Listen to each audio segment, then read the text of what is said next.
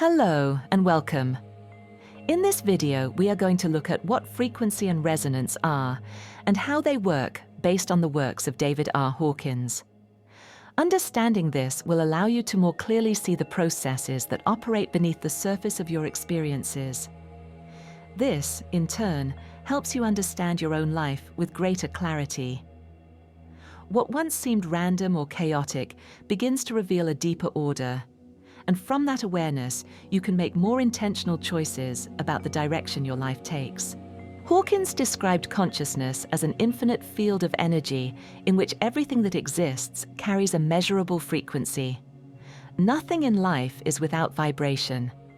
Every thought, emotion, action, and even every memory leaves its imprint in this field, radiating a specific energy pattern that can be measured. Resonance is the principle by which these energies interact. When your inner state vibrates at a certain level, it resonates with external energies of the same kind. This resonance explains why certain people, experiences, and outcomes are drawn to you and why others are repelled. To truly grasp this is to recognize that life does not simply happen to you, it responds to the frequency you carry.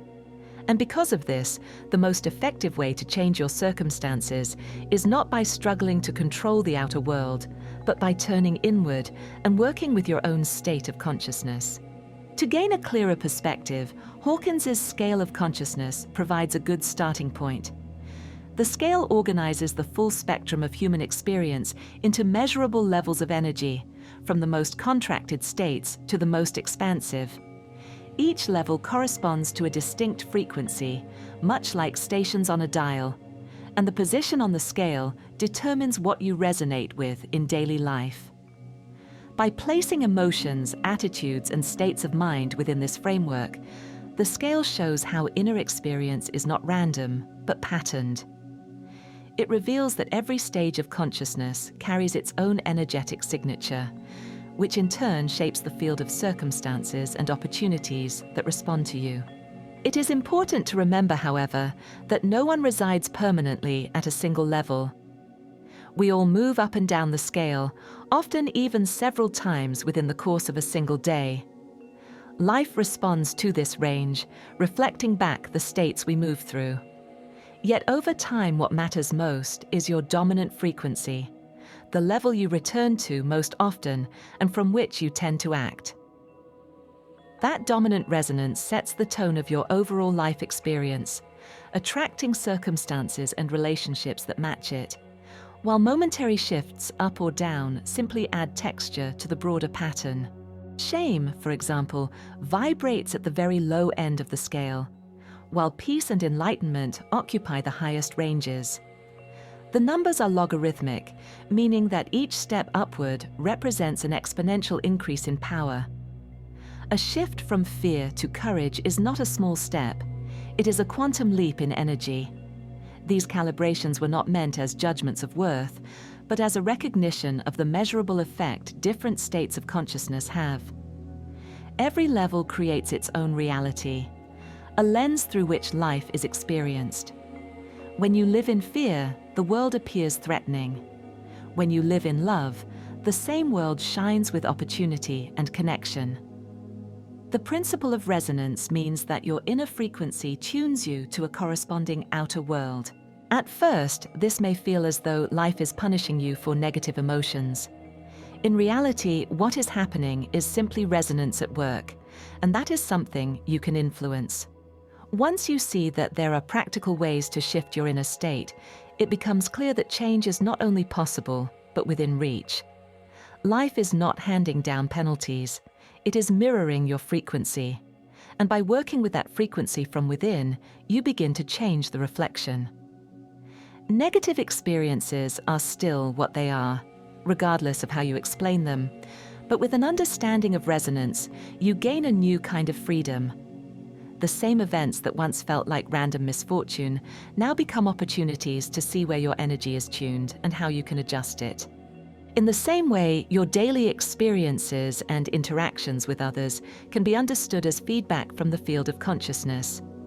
The tone of conversations, the ease or difficulty of relationships, and the opportunities that appear all give you a sense of the level at which you are resonating.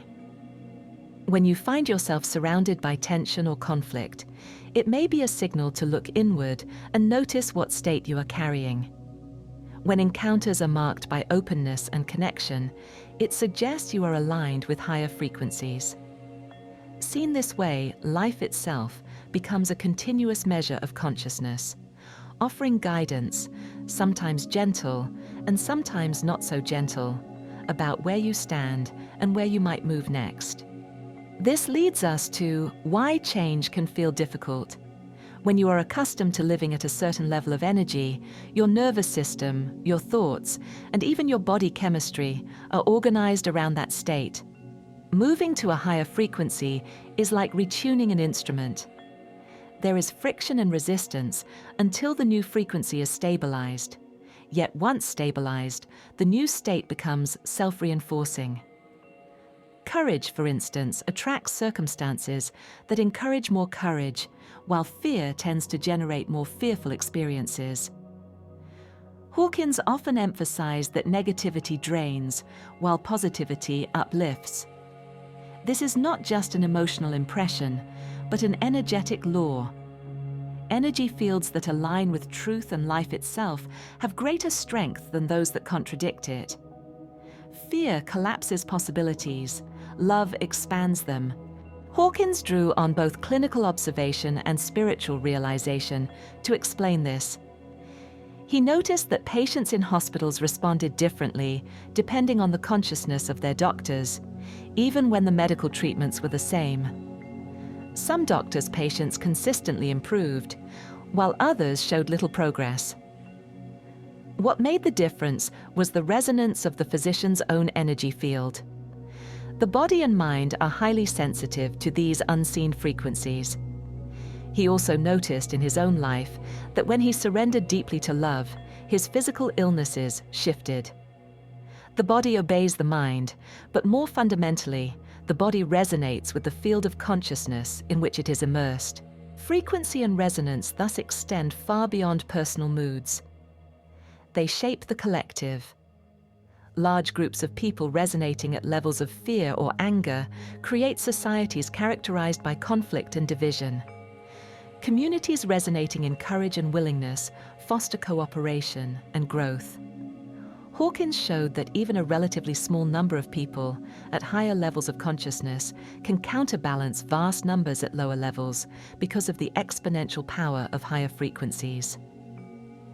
A person radiating unconditional love affects the field around them in ways that reach far beyond what can be explained by ordinary cause and effect. The radiance of love is not just felt subjectively, it alters the energetic environment. This perspective also clarifies why letting go is so transformative. Hawkins describes how every emotion carries an energy that persists as long as it is resisted. To suppress anger, for example, is to hold its frequency active within you. By allowing the feeling to be fully present without resistance, the energy discharges and dissipates. The frequency drops away, leaving you freer and lighter. This release shifts your resonance, often without conscious effort. Others may notice it before you do, sensing that your energy is calmer or more loving.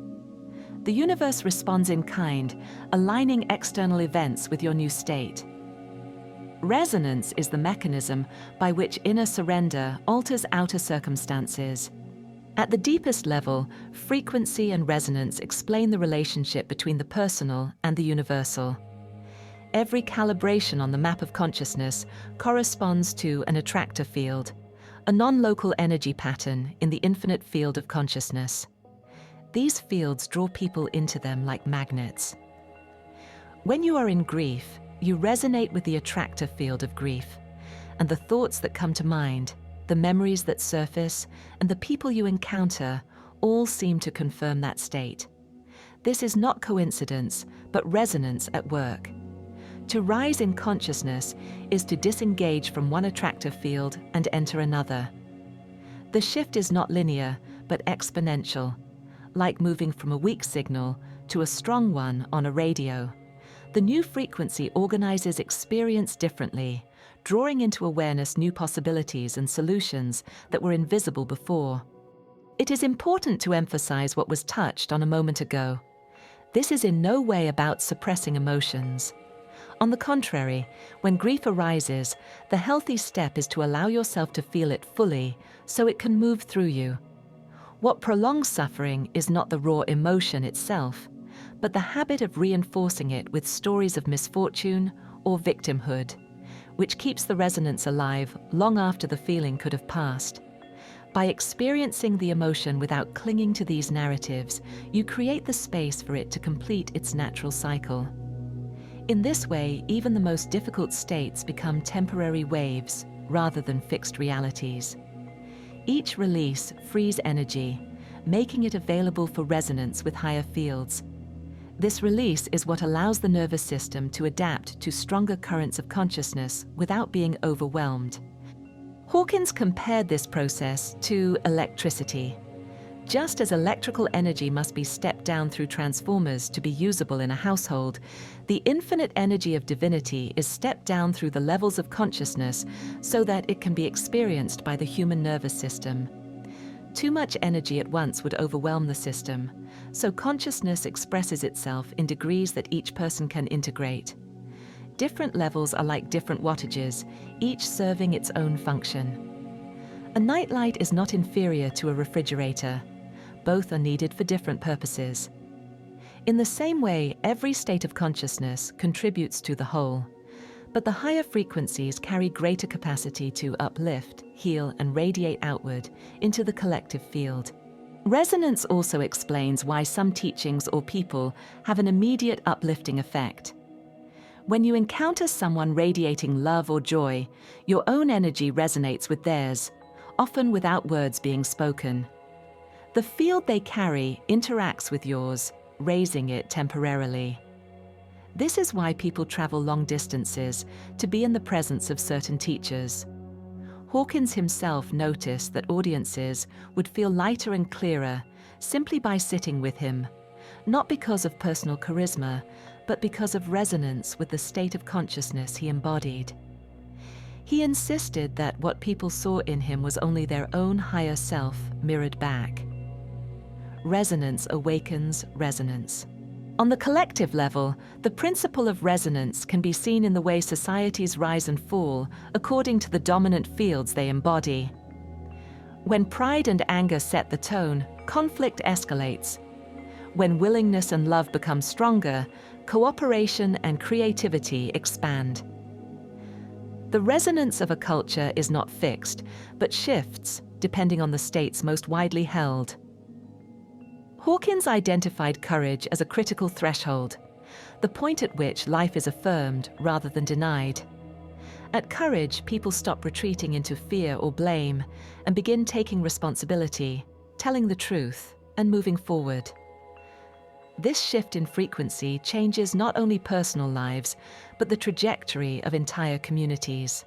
Closely related is the state of neutrality, which provides an essential foundation for further growth. Neutrality brings balance, a willingness to step back from rigid positions and see life with more openness. From neutrality, one can let go of the compulsion to control or dominate, making it easier to cooperate and find solutions that serve more than the self. It is a calm, steady frequency that reduces conflict because it is not locked into winning or losing. In both personal and collective life, neutrality creates the breathing space in which courage, willingness, and love can take root. Frequency and resonance also illuminate why spiritual practices are effective. Meditation, prayer, and contemplation quiet the mind, allowing higher frequencies to dominate. Gratitude, compassion, and forgiveness are not merely moral virtues. They are energetic states that calibrate high on the scale and shift your resonance. By practicing them, you align with attractive fields that draw more of the same into your life. The effect is cumulative. Each act of letting go, each moment of kindness raises your baseline frequency, gradually moving you up the map of consciousness. Hawkins was careful to emphasize that these shifts are not about striving or forcing. Force belongs to the lower levels of consciousness. True change arises from alignment with power, which is effortless because it is inherent to life itself. Power does not push against, it radiates. It is like gravity, a standing field that influences everything within it without moving itself. Resonance with such fields requires willingness and surrender rather than struggle. By letting go of resistance, you allow the higher frequencies already present within you to emerge. This understanding also reframes the challenges we face. Negative emotions and painful experiences are not roadblocks to growth, but invitations to work with resonance more consciously. When you encounter fear, anger, or grief, you are being shown the energy you are aligned with in that moment. By recognizing and releasing those states rather than feeding them, you free up energy that can now resonate at a higher level. Seen in this way, even difficulty carries the seed of transformation because it reveals what is ready to be let go. At the same time, Hawkins pointed out that as you align with higher frequencies, life often presents you with situations that test and strengthen that new state. Love, for example, tends to bring up its opposite. The commitment to live from love will often draw into your life people or circumstances that are hard to love. This is not punishment, but calibration. It is the field of consciousness supporting you in stabilizing your new resonance. By practicing love in harder conditions, the energy of love becomes more deeply anchored. Resonance, then, not only mirrors where you are, but also provides the exact lessons you need to hold and embody the next level of growth. The broader implication is that nothing is hidden. Every thought and action leaves an imprint in the field and continues to resonate indefinitely. This is why integrity matters. When you act with honesty and compassion, you align with frequencies that uplift not only you, but everyone connected to you. Conversely, when you act in deception or cruelty, you resonate with fields that weaken life. The universe responds accordingly, not through moral judgment, but through the impartial law of resonance. Like attracts like, not as superstition, but as energetic fact. Understanding frequency and resonance in this way offers a practical path. It shows that you do not need to control outer circumstances to change your life. By shifting your inner resonance, you change the field you live in, and outer circumstances reorganize themselves accordingly. The task is not to manipulate, but to align. Each moment of honesty, each letting go of resentment, each choice of courage over fear raises your frequency. Over time, these choices alter not only your own life, but contribute to the collective field of humanity. At its deepest, resonance points back to the truth that consciousness itself is non-local and universal. What you experience as your personal energy is inseparable from the larger field. When you raise your frequency, you participate in raising the frequency of the whole. This is why Hawkins's work continues to inspire. It provides a framework for understanding how inner states shape outer reality, not as mystical speculation, but as observable energetic law. Frequency and resonance are the invisible architecture through which consciousness organizes life. To understand them is to understand how transformation happens. In all of this, it is important to remember that there is a difference between knowing these ideas in theory and living them in practice. It is easy to understand the relationship between frequency and resonance as a concept, but the real work is in observing how life responds to your inner state and noticing the patterns that unfold. This requires honesty with yourself. You need to become familiar with your own state of mind and emotion in order to see how it resonates outward. Without that awareness, the principles remain abstract rather than transformative. It is possible to believe that you are operating from a higher frequency, while in reality, subtle habits are pulling you downward. Suppressing emotions instead of allowing them, cycling through negative thoughts, or venting frustrations without awareness all create a resonance that speaks louder than words or intentions. The field responds to what is truly present, not to what the mind wishes were present. This is why sincerity and self-observation are so crucial. They close the gap between the story you tell yourself and the energy you actually radiate. When that gap narrows, your inner state and your outer reality begin to align in a way that feels authentic and steady. In summary, Hawkins showed that frequency and resonance are the framework through which life unfolds. Every thought and feeling carries a vibration that organizes experience and draws matching people and circumstances. The map of consciousness makes this visible, and even small inner shifts can yield exponential changes in energy and perception. Life mirrors your inner state not to punish, but to reveal what you are resonating with and where release is possible. Each time you let go of resistance, you make room for a higher frequency. Over time, this steady practice transforms your life and contributes to the collective field. The task is alignment, not force. Be honest about what is present. Allow emotions to move through, and choose courage, neutrality, willingness, and love whenever you can. These choices anchor higher resonance in daily life. Small, sincere moments of awareness ripple outward. By tending to your inner state, you change your relationship with life itself and help raise the field we all share. It is important to recognize that you always have choices available. It is unrealistic to expect yourself to leap from the heaviness of shame, guilt, or fear directly into the expansive states of love or joy. Consciousness rarely works in such sudden jumps. What you can do, however, is begin where you are and work with your present state intentionally. You may not be able to summon deep gratitude on demand, but you might be able to pause before venting frustration, or to notice the impulse and soften it instead of feeding it. You might not be ready to feel unconditional love, but you can refrain from speaking a harsh word, or choose to listen rather than argue.